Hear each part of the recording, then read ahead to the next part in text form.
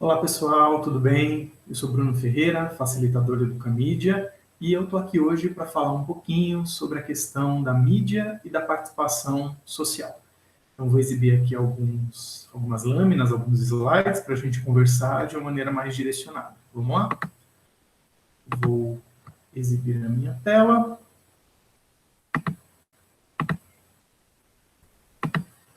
Vamos então começar esse bate-papo, falando sobre mídias e participação social. Bom, eu começo essa conversa perguntando de que forma as mídias podem contribuir com a transformação social. E, nesse sentido, né, como a educação midiática pode fortalecer os processos cidadãos, a educação cidadã. Né? Então, existem aí muitas experiências, inclusive históricas, que não são de hoje, que abordam, né, que trazem a mídia para essa centralidade do exercício da cidadania. Especialmente no contexto latino-americano, né, nós temos várias experiências e que o conceito de educomunicação acaba olhando para essas experiências para se constituir como um conceito e como uma praxis, né, uma experiência prática na realidade e como um conceito que vem dessa prática. Né? Então nós temos aí movimentos sociais que, desde sempre, né, se apropriam dos recursos midiáticos para ampliar os processos de participação cívica dos seus integrantes. Hoje em dia, porque nós estamos imersos aí na cultura digital, a gente não sabe mais viver sem um celular, sem um aplicativo, né? A gente fala muito sobre como os recursos dessa cultura digital podem nos favorecer os processos educativos, os processos de participação. Né? No entanto, muitos recursos analógicos, impressos, né, que também são tecnologias, né, é importante a gente lembrar disso, foram utilizados por vários grupos da sociedade civil para discutir questões, suas próprias questões e encontrar soluções para os seus problemas. Né? E aí temos os recursos tecnológicos, sejam eles digitais ou analógicos, como mediadores de processos democráticos de discussão. Isso é super importante no atual contexto que a gente está e para o exercício efetivo da democracia. Então, eu queria trazer aí alguns exemplos rápidos, históricos, que são importantes da gente entender um pouco esse contexto. Né? Temos aqui o comunicador popular argentino Mário Kaplun, que desenvolveu o método Cacete Foro, que é um método bem interessante de intercâmbio entre comunidades latino-americanas. Né? Então, Mário Kaplun transitou bastante entre alguns países latino-americanos, como um comunicador popular muito próximo aos movimentos sociais, populares, aos movimentos de trabalhadores, e ele promovia, então, rodas de conversa, rodas de diálogo entre esses trabalhadores, entre esses integrantes de movimentos sociais, para discutir as suas questões comunitárias que essas pessoas estavam enfrentando. E ele foi percebendo que essas discussões, que o que acontecia em uma comunidade, podia acontecer algo bem parecido em outra. Então ele resolveu promover esses intercâmbios por meio do método Cacete Foro, que nada mais era do que gravar essas rodas de conversa, essas discussões em fitas cassete, que eram, e esses grupos propunham perguntas para outros grupos responderem. E depois o Mário Kaplun visitava outros grupos, outras comunidades, de um mesmo país, às vezes de outros, né? Ele transitou pela Argentina, Uruguai, Chile, fazendo essas perguntas e, a partir dessas perguntas, promovia novos debates nessas outras comunidades e depois retornava à comunidade original levando respostas de outras comunidades sobre questões que eles também vivenciavam. E aqui, num contexto mais escolar, nós vamos ter a experiência do Freinet.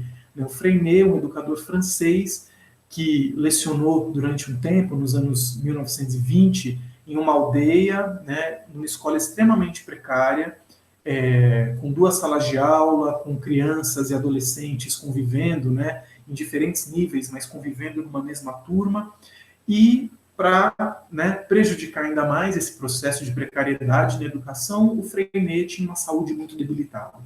E ele resolve, então, inovar e leva uma impressora, na época altíssima tecnologia para a sala de aula e propõe que os alunos elaborem um jornal escolar que muda o sentido de aprender e ensinar, né? Fazendo daquela aula conteudista, bancária, como diria o Paulo Freire, né, de simples transmissão do conhecimento, para um processo coletivo de reflexão sobre as questões da escola, de reflexão sobre as questões comunitárias, de reflexão sobre quais são os temas do interesse do estudante, dos grupos de estudantes, sobre os quais eles podem se aprofundar. E, nesse sentido, ele percebeu que o processo de aprendizagem mudou.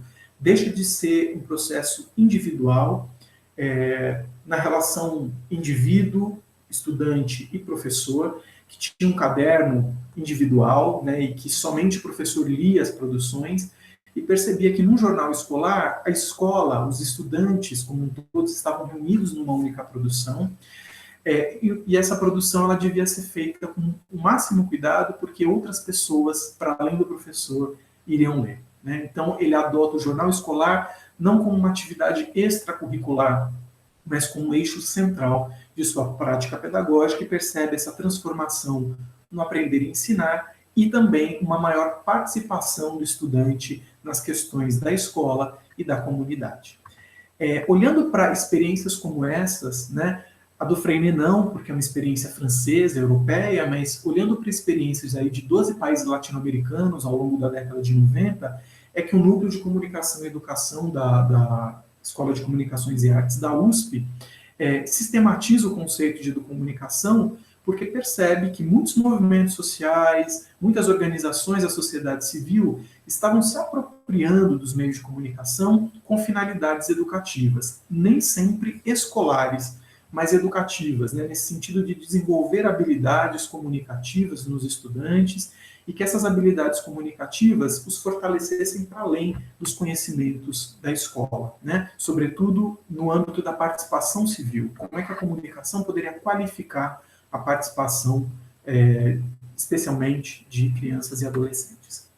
Então, esse conceito de educomunicação, ele parte do reconhecimento do direito humano à comunicação e da liberdade de expressão, especialmente de crianças, adolescentes e jovens, né?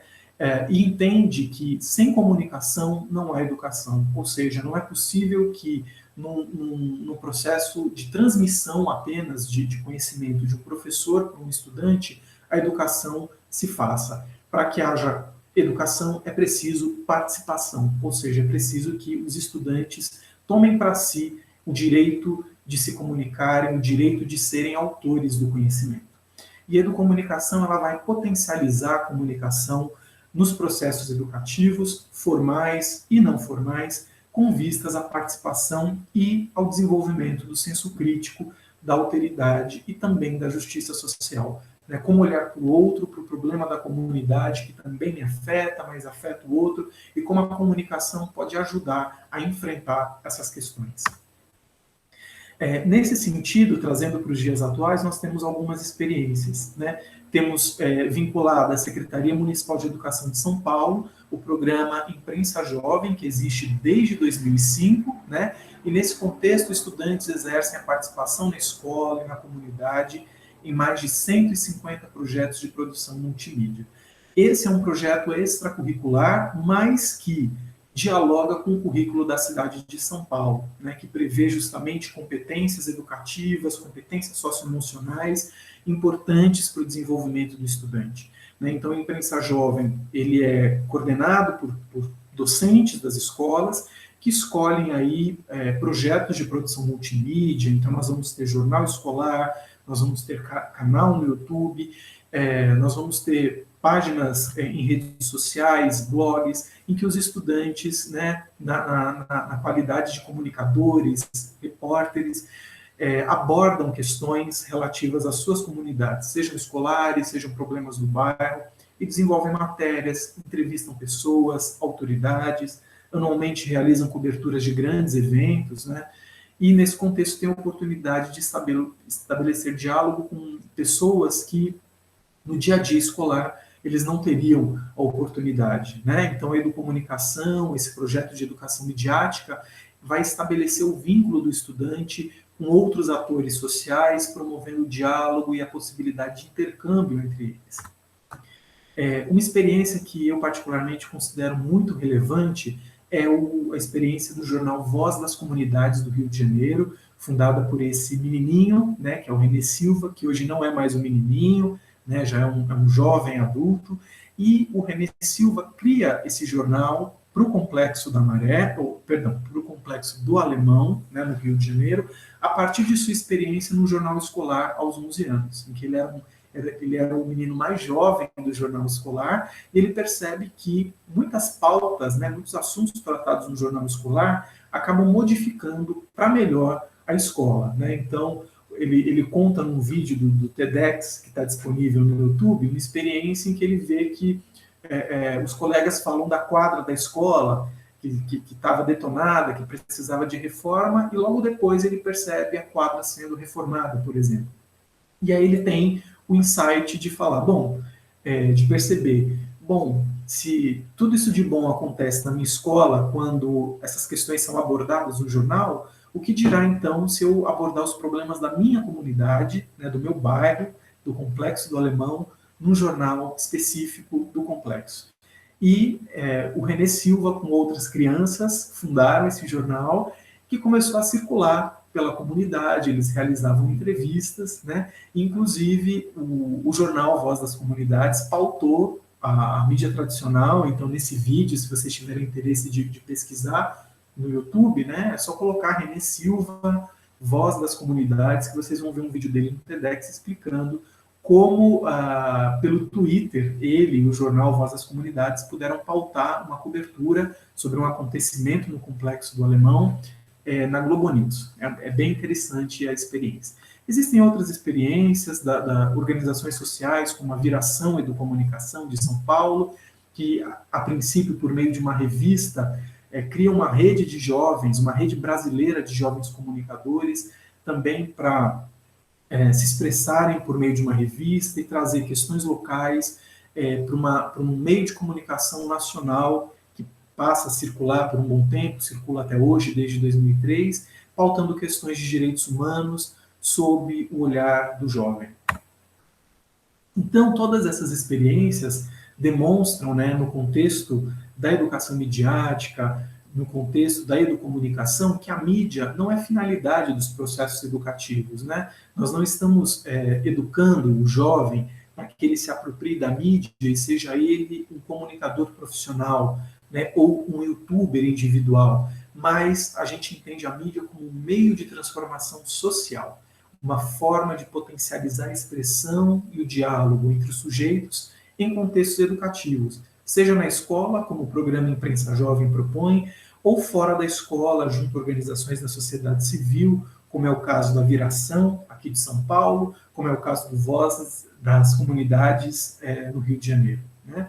É um meio de desenvolver competências para além dos conhecimentos escolares e olhar para questões sociais, sejam elas comunitárias, localizadas ou globais, ou ambas, né, que afetam a comunidade também porque é uma questão global.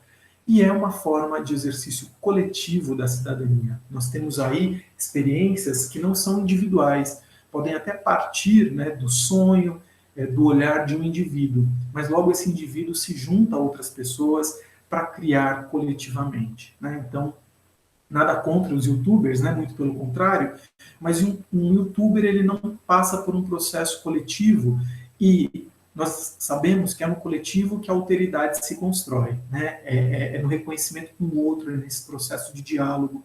Então, esse processo educativo, nessa perspectiva da participação, ele vai se dar no coletivo, né? Vamos pensar coletivamente o que vamos propor, vamos diagnosticar os problemas da comunidade coletivamente, que serão discutidos, e isso vai se traduzir num produto midiático, né? Por isso que a mídia não é fim, mas é meio, é uma forma de traduzir e uma forma também, claro, de mobilizar pessoas para também refletirem juntos, né, sobre os problemas que afetam as comunidades e o mundo.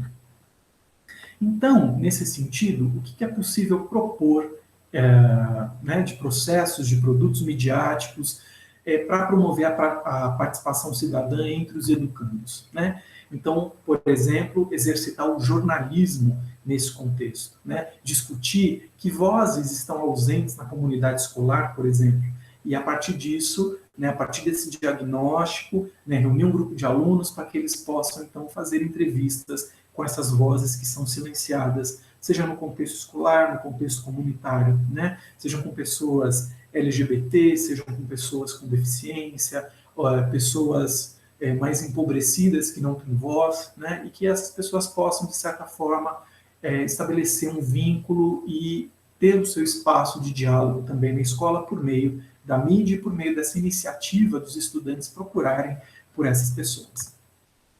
Participação nas redes sociais com hashtags e campanhas, né? Então, a partir do momento que os estudantes, ao discutirem uma questão social, percebem o racismo como uma questão relevante a ser discutida, criar uma campanha, criar uma hashtag e difundi-la nas redes sociais. Campanhas de utilidade pública em vídeos, posts, cartilhas, né? Hoje em dia, felizmente, né, os jovens, os adolescentes especialmente, conhecem vários aplicativos por meio dos quais eles podem fazer posts super criativos, né, muito bem elaborados. Então, a ideia é justamente se apropriar desses recursos com uma finalidade cidadã. Então, hoje, né, nós vivemos a pandemia do coronavírus, que tal então pensar em como criar uma campanha de utilidade pública, pensando nas especificidades e necessidades de uma comunidade onde se insere uma escola, onde um grupo se insere, para pensar numa campanha de utilidade pública específica para essa comunidade.